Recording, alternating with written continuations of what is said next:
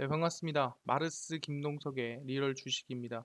오늘 마르스 김동석의 리얼 주식은 2차 전지 대장주 이 신호에 10배 터집니다. 무조건 사모으시길 바라겠습니다. 그래서 2차 전지가 10배 이상 터질 수 있을 만한 이 신호가 뭔지, 이 신호에 어떤 종목을 사모아야 되는지 오늘 꼭 알아가시길 바라겠습니다.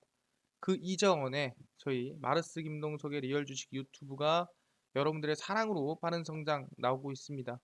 현재 구독자 57,300명이고요. 6만 명을 향해 달려가고 있습니다. 그래서 여러분들에게 너무 감사한 마음에 최근에 이슈가 되고 있는 2차 전지 시장 전망과 관련주까지 총 정리를 해서 무료로 자료집을 나눠드리고 있습니다.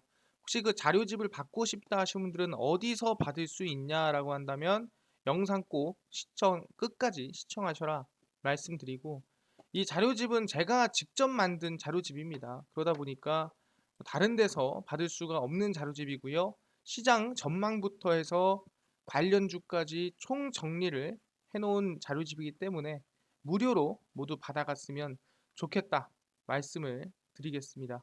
이뿐만 아니라 여러분들에게 도움이 될 수 있는 영상들 많이 찍어드리고 있으니까요. 이 영상 시청하시고 우리 유튜브 구독 버튼, 영상 좋아요 버튼, 그 다음에 댓글까지 남겨주시면 너무나도 감사하겠다 말씀을 드리고, 나는 기법 강의에도 관심 많아요 하시는 분들은 맨 아래에 저희 상한가 차트 연구소 유튜브 구독과 영상 시청까지 부탁을 드리도록 하겠습니다. 그래서 오늘의 주제는 2차 전지 대장주 이 신호에 10배 터집니다. 무조건 사모으세요 라는 주제의 내용입니다. 그렇기 때문에 어떤 종목이 대장주고 어떤 신호에 사야 되는지 집중하시면 될 것 같습니다. 일단은 지금 시장에서 핵심을 얘기한다고 한다면 바로 첫 번째가 이 파월 의장의 이 매파적인 발언에 미국 시장은 지속적인 하락을 하고 있다라고 하는 게 제일 중요한 것 같습니다. 중요한 거는 미국 시장은 빠지되 국내 시장은 그래도 안정적으로 상승하는 모습이에요. 특히 이번 9월물 콜옵션이 저가를 찍고 상승하는 모습을 보이고 있거든요. 그래서 미국 시장에서 빠지고 있는 이유가 금리 인상 때문인데, 오히려 그 하락세는 국내 증시에는 선반영이 됐고, 이 선반영이 됐기 때문에 미국 시장이 빠져도 상승하고 있는 것이 아닌가라고 예상해 볼 수 있을 것 같습니다. 그렇기 때문에 아마 9월 FOMC는 이미 어느 정도 이 자이언트 스텝은 예상을 한 부분이었구나, 그게 증시에 반영되고 있구나 볼 수 있을 것 같고요. 그러다 보니 이 증시와 상관없이 충분히 우상향이 나올 수 있는, 성장할 수 있는 기업이 중요하다라고 보고 있는 겁니다. 그게 바로 정말 이 전 세계가 주목하고 있는 2차 전지라고 말씀드리는 거고, 그래서 2차 전지 대장주 이 신호에 10배 터집니다. 무조건 사모으시기 바랍니다. 어떤 종목, 어떤 신호에 터지는지 지금부터 하나하나 알려드리겠습니다. 일단은 최근에 가장 2차 전지 이슈가 있었던 게 바로 이겁니다.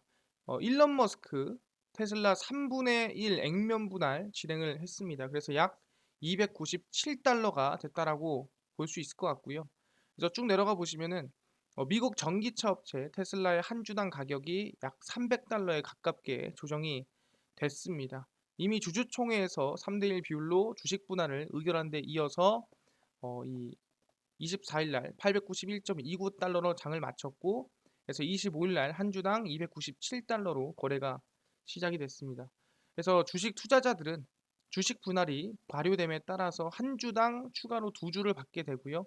그러니까 가지고 있는 주식은 똑같습니다. 그냥 세 개로 나눠진다라고만 생각하시면 될 것 같습니다. 그래서 10주를 가진 사람은 30주로 늘어나게 되지만 가진 돈은 똑같다. 돈이 세 배로 늘어나는 건 아니다라고 생각하시면 될 것 같습니다. 그래서 주식 분할 같은 경우에는 이 지분 비율이 사실상 쪼개지는 거기 때문에 이전보다 가격이 3분의 1로 줄겠죠. 그러니까 사람들이 어떻게 보면 접근하기가 더 쉬워진다라고 보시면 될 것 같습니다. 그래서 주식 분할은 회사의 시장 가치에 영향을 미치지 않지만 개인 투자자들이 보유할 수 있는 가격대로 주가가 낮아지기 때문에 단기적인 주가 상승으로 이어질 수 있다라고 전망을 하고 있습니다. 그러니까 중요한 게 뭐냐 한다면은 일론 머스크 이번에 주주총회에서 이 3분의 1 액면 분할을 함으로써 충분히 개인 투자자가 더 접근하기 쉽게 어떻게 보면 좀 더 저렴하게 바뀌었다라는 거죠. 그래서 이걸 통한 주가 상승이라든가 우상향을 노려보는 게 아닌가라고 많은 이 추측이 나와주고 있다라는 거죠. 근데 과연 가능할까 물어본다 한다면은 최근에 악재가 너무 많다라는 거죠. 첫 번째입니다. 보시면 테슬라를 바짝 돕는 중국 BYD입니다. 상반기 순이익 3배 급증입니다. 그러니까 테슬라가 압도적인 1위였는데 그 뒤를 따라서 중국이 쫓아오고 있다라는 거죠. 중국 최대 전기차 기업 BYD의 상반기 순이익이 중국 당국의 신에너지차 지원책에 힘입어 전년 동기 대비 3배로 뛰어 올랐습니다. BYD는 공시를 통해서 올해 1월에서 6월 순이익이 36억 위안 약 7조죠. 예, 이게 잘못 써 있는 것 같은데 7조 원으로 동기 대비 200% 이상 증가를 했고요. 매출액 같은 경우에는 1,506위안으로 29조 4천억 원으로 65% 증가를 했습니다.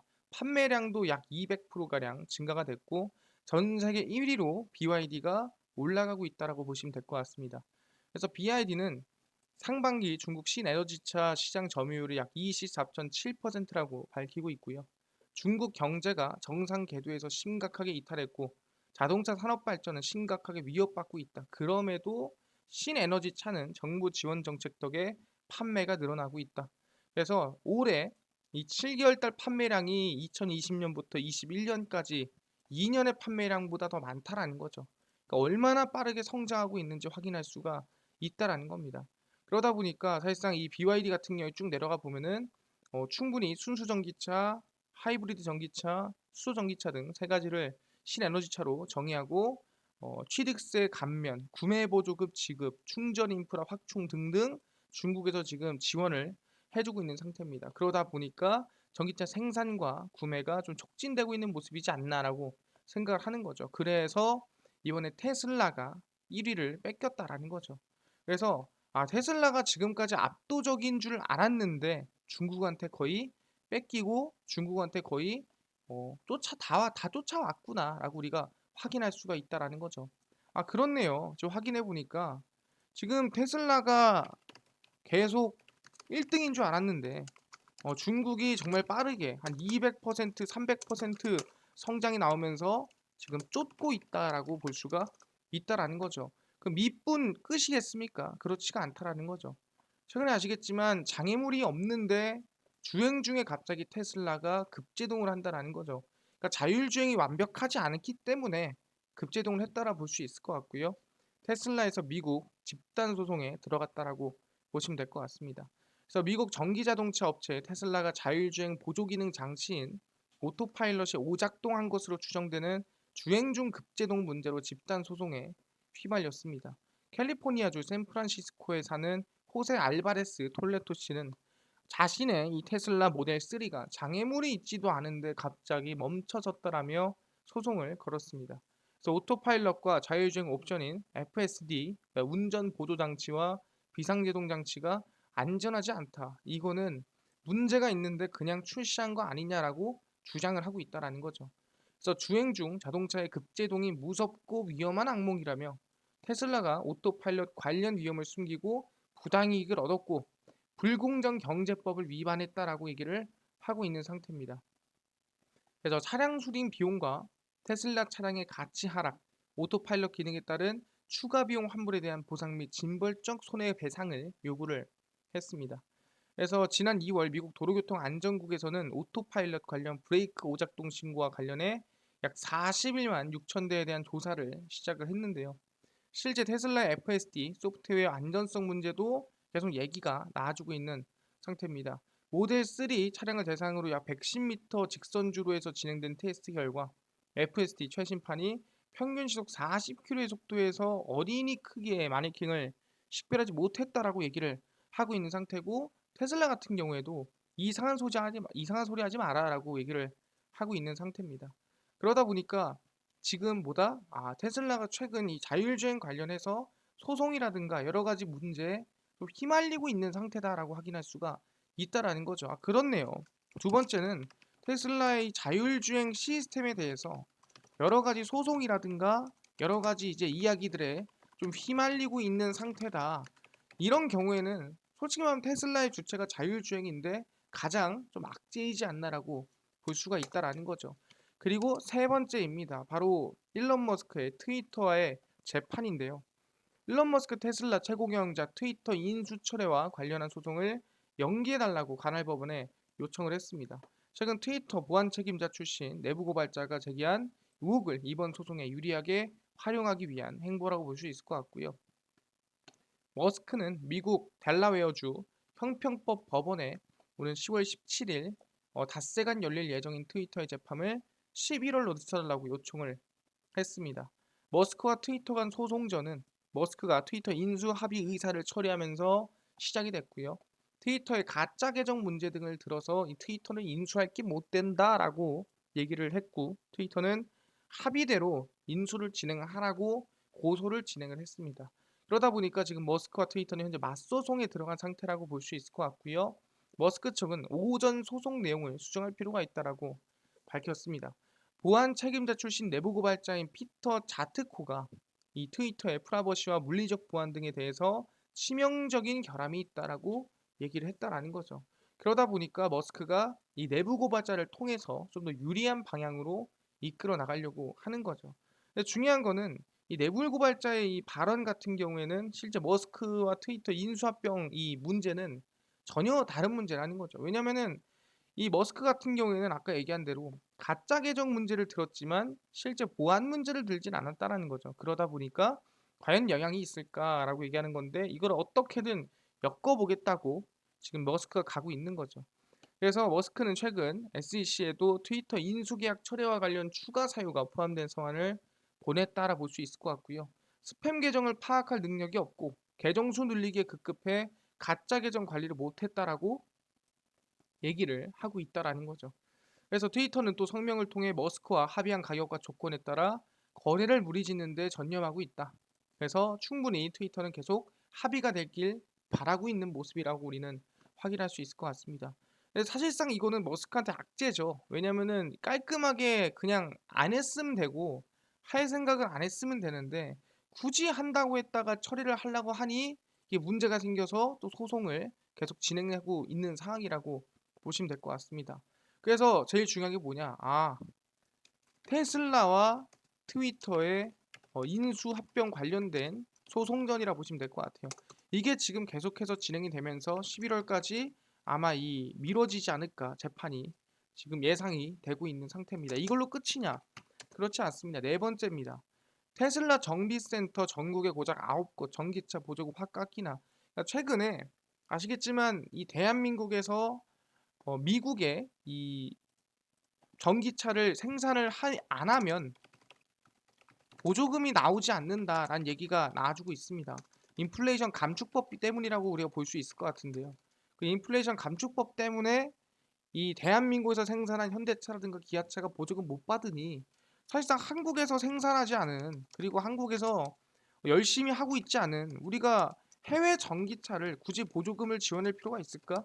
라는 얘기가 또 국내에선 나오고 있다라는 거죠. 그러다 보니까 이 깎이냐 안 깎이냐의 말이 많다라는 거예요. 보시면 정부가 전기 자동차 제조사의 국내 사후 서비스 AS 인프라 수준에 따라 차량 구매 보조금을 차등 지급하는 방안을 추진하고 있습니다. 국내에서 서비스 센터 수를 최소화해 운영하는 테슬라라든가 외국 업체 전기차에 대한 보조금 지급액이 줄어들 전망입니다. 그래서 환경부는 올해 말 발표할 2023년도 전기차 보조금 지원 기준에 따라서 전기차 제조사가 국내에 보유한 서비스 센터와 전담 인력수, 인력 교육 수준이라든가 여러 가지 AS 인프라를 반영하기 위한 부처 간 협의에 나서기로 발표를 했고요. 그래서 이번 주 관련 회의를 열어서 AS 인프라에 따른 전기차 보조금 차등 지급 방안을 논의를 하게 됩니다. 그래서 AS 인프라 구축 수준이 낮은 제조사의 전기차에 보조금 지급액을 줄이는 방식 위주로 차등화를 검토하는 것으로 알려졌고요. 그러니까 AS 센터가 많다고 더 늘려주진 않지만 없으면 줄인다는 소리예요. 그래서 내년 전기차 보조금을 지급할 때는 지원하는 차량 대수는 전년 대비 2에서 30% 대폭 늘리고 지원 평균 단가는 줄이는 방향으로 가닥을 잡았습니다.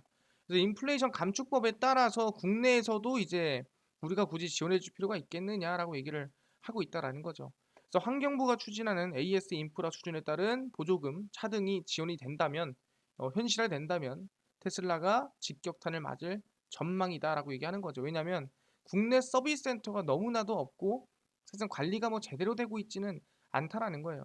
그래서 현대차는 8월 현재 370여 곳에서 전기차 수리 서비스를 제공하고 있고 기아가 279곳, 르노가 192곳, GM이 100곳에서 수리가 가능합니다.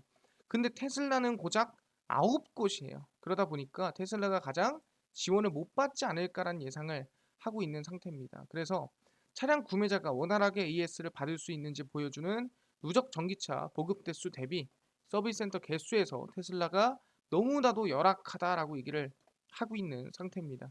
그래서 이번 또 전기차 보조금 AS 얘기를 하는 이유는 뭐냐면은 미국에서 퍼주기를 하고 있기 때문에 대한민국에서 어느 정도는 좀 보여줘야 되는 거 아니냐라고 얘기를 하고 있다라는 겁니다. 그래서 대한민국 내에서도 테슬라에 대한 악재가 조금 나올 수도 있지 않을까라는 예상이 나오고 있다라는 거예요. 아, 그렇네요.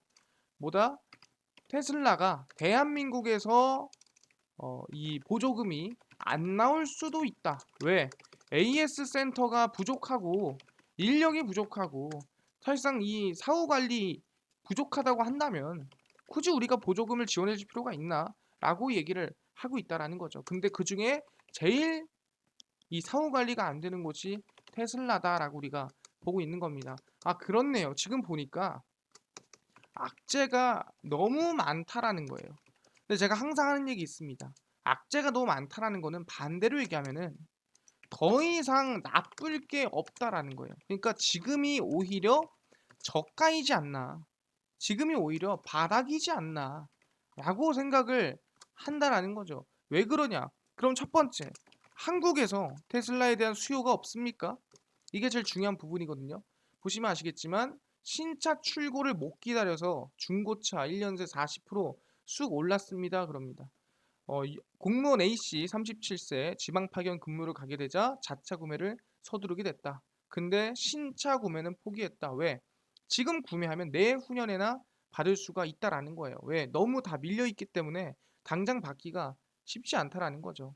그래서 업무용 중고 탑차를 구매를 했다 B씨가. 근데 신차보다 더 높은 값에 주고 샀다라는 거예요. 왜? 신차가 지금 기다리면은 한 1년이 걸려. 근데 중고차를 거의 새 차 같은 걸 샀는데 신차 기다리는 1년치의 돈을 얹어가지고 살라면 사라 그러는 거예요. 원래 6천만 원인데 너는 지금 바로 가져갈 수 있으니까 6,200 주고 가져가 라고 얘기하는 거예요. 중고가 신차보다 비싸지만 당장 필요하니까 어쩔 수 없이 가져가게 된다라는 거죠. 그래서 중고차 시장 화랑이 계속되고 있는데 그 중에서도 인기 차종이 뭐가 있냐라고 물어본다 한다면 당연히 테슬라 모델 3라는 거죠. 테슬라 모델 3 등 인기 차종은 주행거리 1만 킬로 이하면 신차와 맞먹는 가격에 거래가 되고 있습니다. 뭐다? 테슬라 같은 자동차가 국내에서 인기가 많기 때문에 중고라도 신차급으로 신차 가격에 거래가 되고 있다라고 확인할 수 있는 거죠. 그렇네요. 그럼 중요한 게 뭐냐 한다면은 대한민국에서 여전히 테슬라는 인기 차종이고 신차급 차량이면 중고라도 누구나 업어간다라는 거예요. 그 정도로 사람들이 관심이 많다. 그럼 얘기하는 게 보조금이 의미 있느냐? 의미 있겠지만 사실상 AS 센터가 없더라도 사람들은 관심을 많이 가지고 있다라고 얘기를 하는 거죠. 두 번째입니다. 그럼 테슬라가 성장성이 없는가? 전혀 그렇지가 않다라는 거죠. 보시면 아시겠지만 현재 200만 대 만드는데 앞으로 2030년까지 2천만 대, 약 10배 이상 만들겠다라고 발표를 했습니다. 보시면은 미국 전기차 업체 테슬라 일론 머스크 CEO가 누적 생산량이 300만 대라고 밝힌 가운데 회사 생산 능력이 내년에는 더욱 증대될 것이다. 그래서 앞으로는 약 연간 2천만 대 생산을 이루겠다라고 밝혔습니다. 중국 상하이 공장에서 100만 번째 전기차를 만들었고 회사 전체 누적 생산량도 300만 대를 넘어섰다. 그래서 상하이 공장 직원들이 영문으로 100만이라고 적힌 천막을 들고 찍은 사진도 공개를 했고요. 지난달에는 약 공장에서 이 200만 번째 전기차를 생산했다라고 밝혔습니다. 그래서 보시면은 테슬라는 텍사스주 캘리포니아 약 2개 이 독일 베를린과 중국 상하이에 각각 한 개, 모두 4개 공장을 보유하고 있습니다. 그래서 상하이 공장이 지난달 SUV 모델 Y를 50만 대 이상 만들었고 앞으로 월 60만 대를 넘게 생산할 것이다. 그래서 생산 목표치를 200만 대로 제시하면서 이미 150만 대를 넘어섰고 앞으로는 전기차 생산량을 50% 늘린다는 목표를 가지고 있고 2030년까지 약 2천만 대, 약 몇 배? 10배 이상 늘리겠습니다라고 얘기를 했다라는 거죠. 알겠습니다. 그래서 쭉 보시면은 세계 최대 자동차 생산업체는 일본의 도요타로 1000만 대 생산 능력을 갖추고 있는데 도요타에 이어서 2위, 3위를 차지한 독일의 폭스바겐과 현대차 그룹도 약 800에서 900만 대 생산이 가능합니다. 그래서 만약에 테슬라가 연간 2000만 대를 생산한다면 글로벌 B2 업체를 합친 능력을 넘는 규모다. 그러니까 도요타가 1000만이고 그 다음에 폭스바겐이 한 8, 900만이라고 한다면 이 두 개를 합쳐도 2000만 대가 안 되는데 테슬라가 이번에 2천만 대를 넘어선다면 이 두 개를 합친 것보다도 많은 수준의 말도 안 되는 규모가 된다라고 얘기를 한다라는 거죠. 그래서 내년에 본격 도입할 중대형 배터리를 쓰면 생산 속도가 더욱 빨라질 것이라는 예측이 나와주고 있고요. 현재는 2170 원통형 배터리 쓰고 있습니다. 지름이 21mm, 높이가 70mm를 쓰고 있는데 앞으로 46mm에 80mm 높이를 쓴다면 4680 배터리 쓴다 한다면은 2170에 비해서 더 강한 배터리 그리고 조금 더 생산 속도가 빨라지지 않을까라는 예상이 나와주고 있다라는 거죠. 그리고 테슬라는 배터리와 의자를 결합해 생산 속도를 더욱 앞당기는 전략을 쓰고 있는 상태고요. 차량 의자와 4680 배터리팩이 결합될 예정이라고 보고 있는 상태입니다.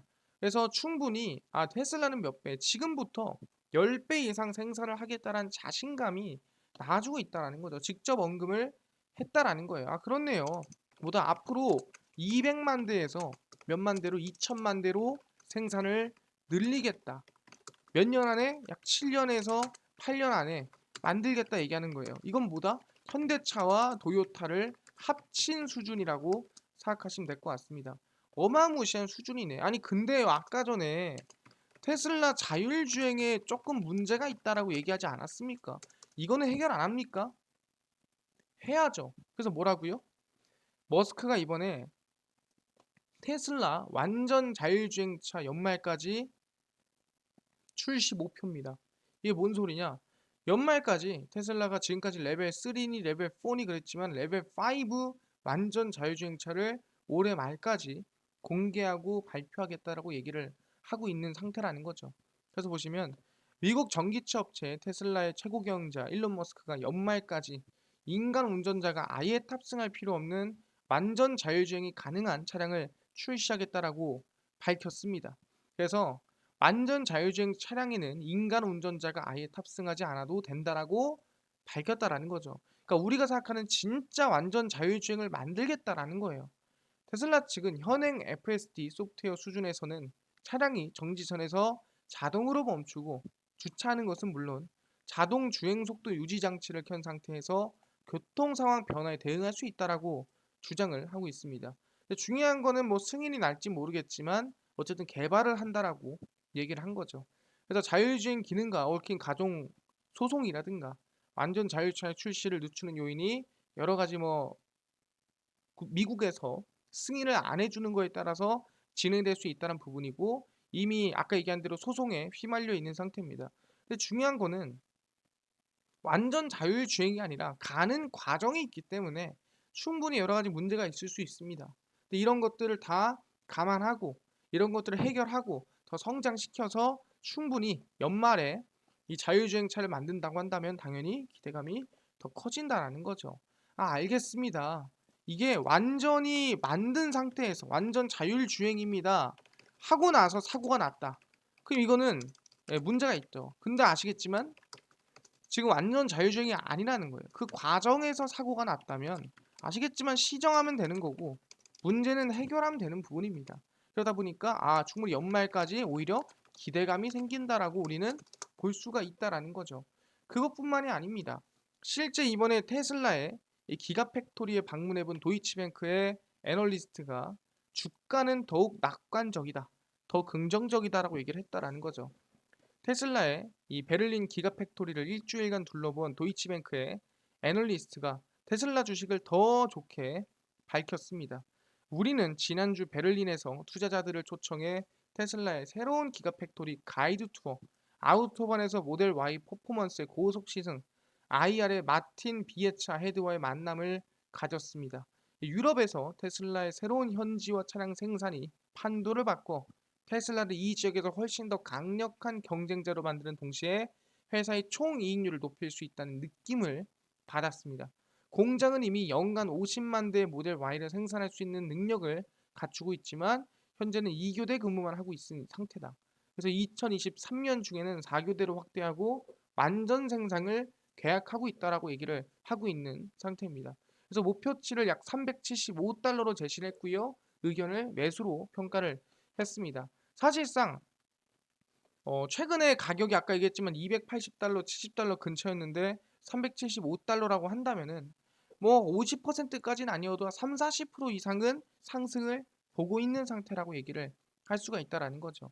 그래서 테슬라가 독일에서의 천연가스 위기 가능성과 생산 위험에 직면해 있다는 점을 인정을 했고 글로벌 자동차 생산에서 유연성을 갖고 있다는 점이 있기 때문에 충분히 걱정할 필요가 없다라고 얘기를 한 거죠.